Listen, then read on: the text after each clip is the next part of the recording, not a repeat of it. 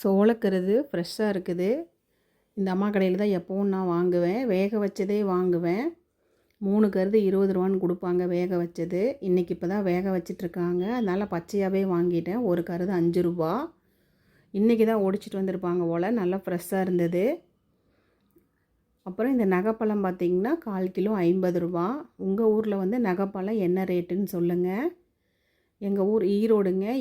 ஈரோடில் இன்றைக்கி பவானியில் 50 ரூபா 1/4 கிலோ.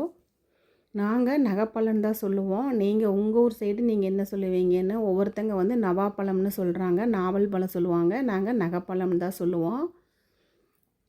இந்த அம்மா கடையில் எப்போவுமே சீசனுக்கு தகுந்த மாதிரி பச்சை மாங்காய் வச்சுருப்பாங்க, பலாச்சோளம் வச்சுருப்பாங்க. ஆனால் சோளக்கருது எப்போவுமே இருக்கும். அது கூட வந்து என்னென்னலாம் சீசனுக்கு கிடைக்குதோ அது எல்லாமே வச்சுருப்பாங்க. இந்த அம்மா கடை எங்கே இருக்குதுன்னு பார்த்தீங்கன்னா பவானி ஜிஹெச்சுக்கு ஆப்போசிட்டில் இருக்குது.